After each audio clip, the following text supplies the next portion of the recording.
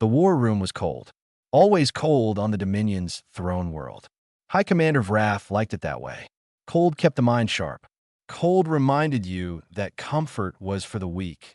Wrath stood at the center of the circular chamber. Around him, dozens of senior officers sat in their curved seats, eyes fixed on a holographic display floating above the table. It showed a small blue planet, quiet, unremarkable, far at the edge of explored space. "This is Earth," Wrath said, tapping the image with one long gray finger. No one had heard of it before. Not surprising. The Varick Dominion had conquered 43 civilizations over 3,000 years. Most of their names were forgotten. This one would be the same. A young intelligence officer, Sue, raised his hand. "Permission to speak, High Commander." Wrath nodded. "Speak." Sue pulled up a secondary display beside the main one. Charts, graphs, long columns of data. Most of what you've seen is correct. They are physically weak, divided behind us in technology. But there's something concerning. Humans do not have a clear survival threshold. Every other species breaks under enough pressure. Humans, they adapt. They come back stronger. The room laughed quietly. One general shook his head. "They fight each other. How are they a threat? They sit on a planet rich with rare minerals," Wrath said. "That is why we are here. Not for fear. For resources." Sue ignored the laughter. They've survived near apocalypses. Civilizations nearly destroyed themselves 80 years ago. And they rebuilt. Faster, stronger. They don't learn fear. They learn engineering. Wrath stared at the blue planet. "You're telling me this fragile, divided species could threaten our third claw fleet?" "I think we don't fully understand them yet," Sue said. "I need more observation. Watch how they respond to outside threats, not just internal conflict." Wrath's gaze hardened. "We have no more time. The third claw fleet is already staged. File your concerns. They will be reviewed after the planet is secured." Sue sat down. He had said what he needed to say.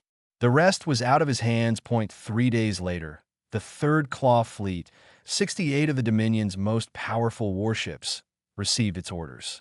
Its flagship alone was larger than some moons.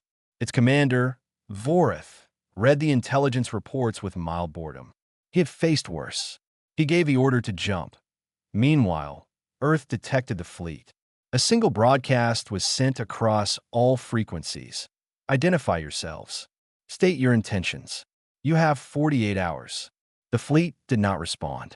The humans sent a second message. "We will defend ourselves." Vorith ignored it. Orders were given. The third claw fleet advanced toward Earth like a storm heading for a candle. The third claw fleet dropped out of jump space at the edge of the Sol system. 68 warships, the largest mobile force the Dominion had ever assembled, glided silently through the dark. Vorith scanned for resistance. Nothing. Not a single human ship. "Normal," he muttered. "They're running." On Earth, no human ship had fled. They had seen the fleet coming, and they had planned. Every long-range sensor, every satellite, every early warning system had been used to calculate the fleet's arrival. Humans did not panic. They moved quietly, deliberately. Vorith gave the order to advance. The fleet slid into formation. Wide triangle. Heavy ships in front, support behind. The outer planets passed without incident. The silence stretched, then the first wave struck. Hundreds of human ships rose from the shadows below the plane of the solar system. Faster than the fleet's sensors could track, coming from angles no one had predicted. These were not the same vessels that had destroyed the third claw fleet weeks earlier. These were heavier, stronger. Hulls mixed with human design and Dominion engineering. They had rebuilt, improved. The second wave hit from behind the largest moon. The Armada had not even finished reacting to the first strike before this one slammed into their rear. The third wave arrived almost invisibly. Small, fast ships appearing from micro-jumps, movements the Varick had deemed too unstable to use. Humans accepted the risk and mastered it anyway. On the fleet's command bridge, alarms blared. Vorith barked orders. Reports of damage, confusion, and gaps in formation poured in. But the humans did not retreat. They moved as one, coordinated, precise, reacting in real time. Every ship that was hit returned to the fight. Crews repaired hulls while under fire. One vessel lost its main engine and half its hull, then rammed a Varric warship, destroying its weapons array and creating a clear firing window for the humans around it. The battle lasted 11 days. 11 days of continuous fighting across the inner solar system. The Ver Armada was larger, stronger individually. The humans were faster, smarter, unrelenting. They knew every asteroid, every shadow, every gravitational current. They did not stop. Above the planet, the 12 Warsers deployed, designed to take down the human command structure in a single strike. Each one landed in a different zone. Each expected a quick victory. The humans were ready. They had anticipated the Warsers' arrival. Each Warsinger faced not a central command, but dozens of independent groups operating without hierarchy. Kill one, and another immediately filled the void. There was no center. There was no easy target point one by one. Over 10 days, the Warsers fell. Each encounter was extraordinary. Each cost the humans dearly, but the humans held.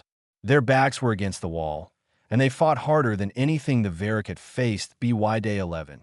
Only Keth remained. He had done more damage than the other 11 combined. 3 human command centers were rubble, 2 cities evacuated. Then he found himself in a ruined courtyard. A single human officer approached. Tall, tired, bleeding from a cut above her eye. She stopped 10 meters away, unafraid. Focus. It's over, she said. Keth assessed her and the soldiers behind her. Hundreds trained weapons on him. You don't want to kill me, she said. I'm not going to waste more people on you. Here's what happens. You leave, go back to your people, and bring them a message. She placed a small sealed cylinder on the ground. Keth picked it up, walked through the line of soldiers, and left. The remaining ships began retreating, pressed to the edge of the system, but never pursued as you had warned them. Humans fight differently. They do not break, they expand. They learn. And now the Varric Dominion had a hard, cold proof of it. Back on the throne world, the war room was quiet. Too quiet. Officers who had once laughed at Sue were now silent. The probe footage, the destroyed Third Claw fleet, the slow, methodical human recovery, it was all there, recorded and undeniable that you watched the officers watch. He didn't need to explain. The footage spoke for itself.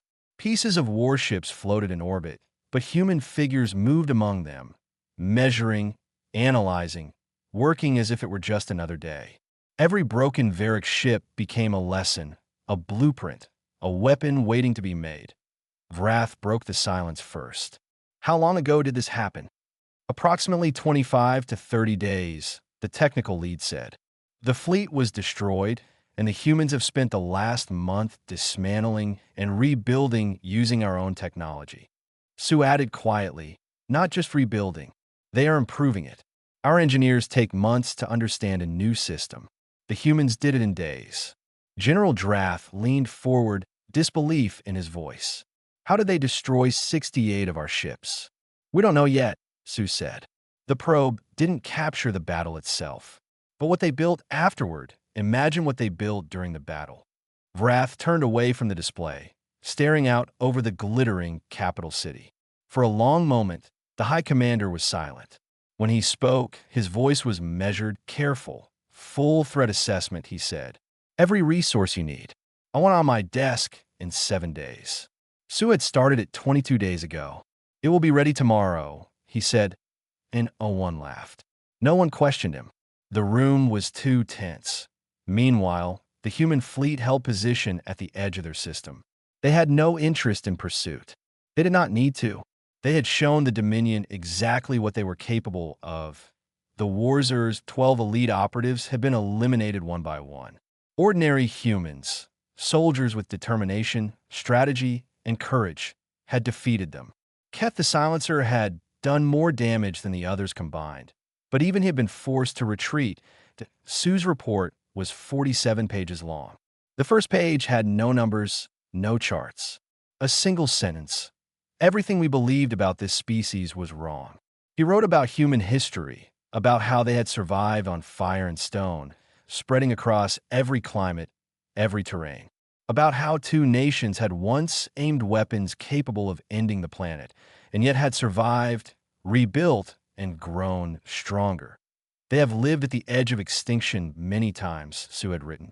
They do not break. They harden. He wrote about total war, not clean, simple battles like the Varric knew, but a war where civilians, factories, children, and ordinary people all became part of the defense. They had practiced total war on themselves long before the Dominion arrived. Sue's conclusion: humans were not facing their first apocalypse. The Dominion was their latest problem. Vrath read the report. Twice. His expression didn't change, but his breathing slowed. The weight of 3,000 years of conquest, of 43 civilizations, pressed down on him. This species, fragile, divided, untested, had just reshaped the rules of war. The High Commander closed the report and set it aside.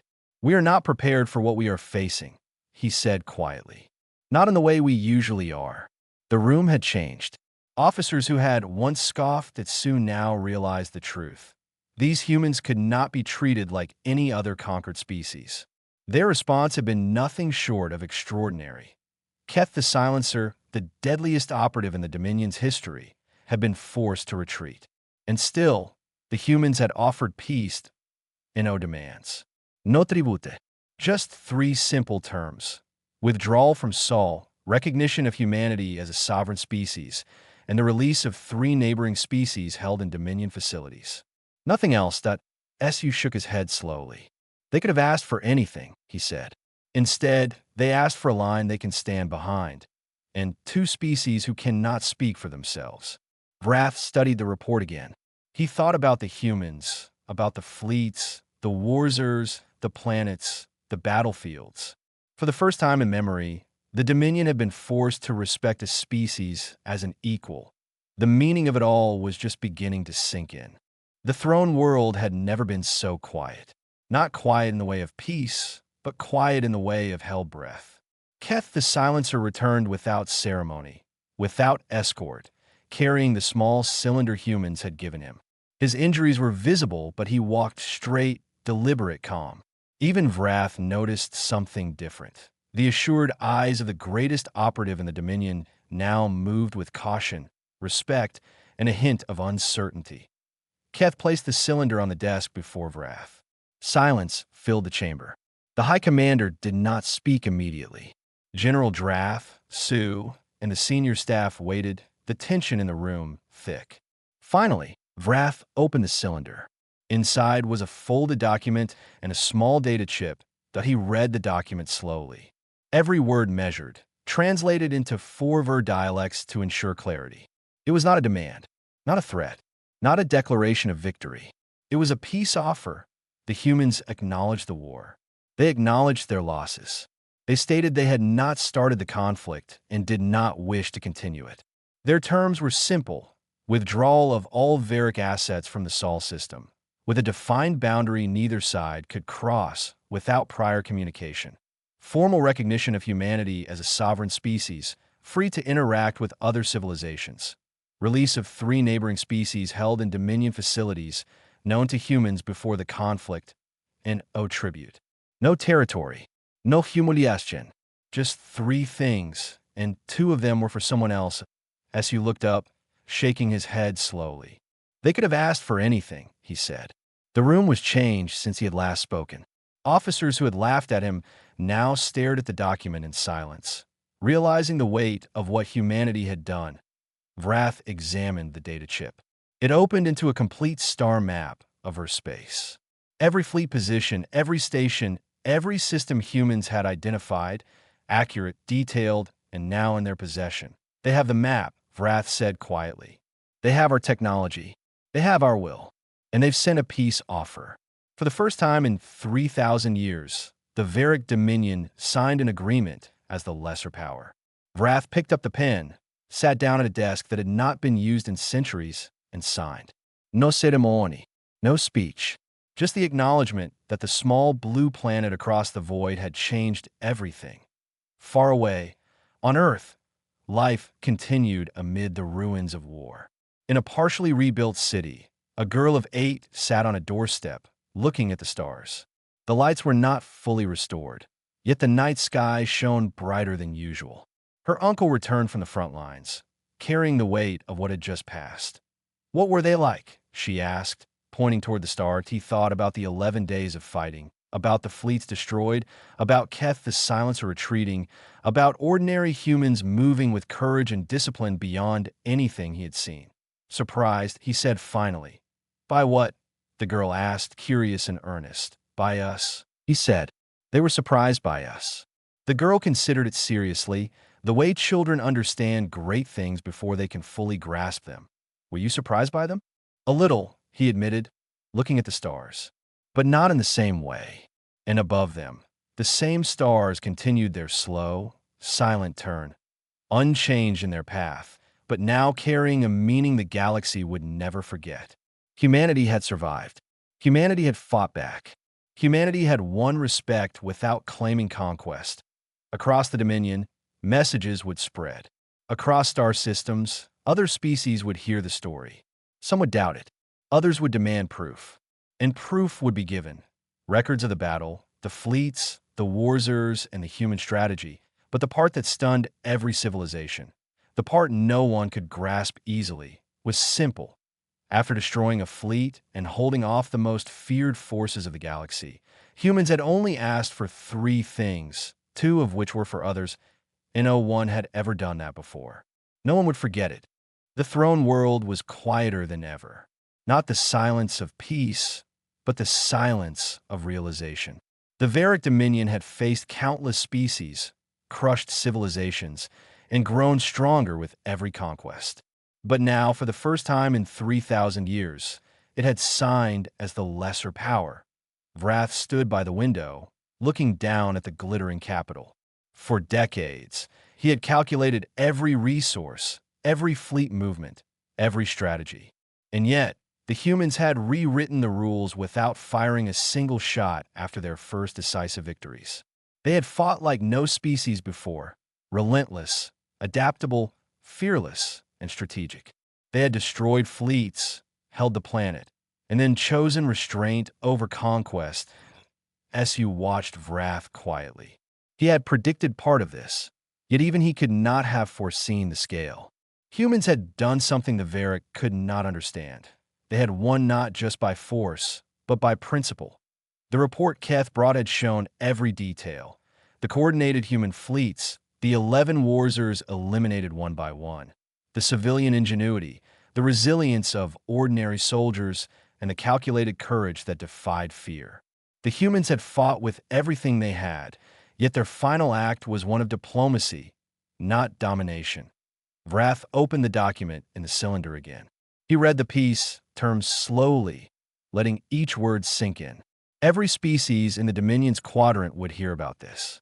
Some would doubt it, some would test it, but no one could ignore it.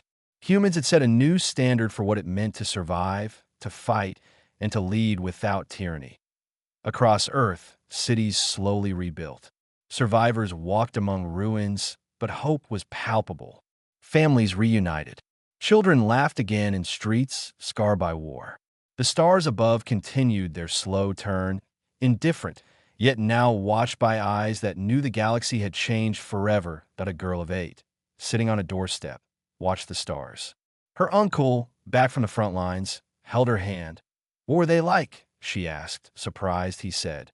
"By what?" "By us," he said. "By what we are capable of when we fight together and never give up."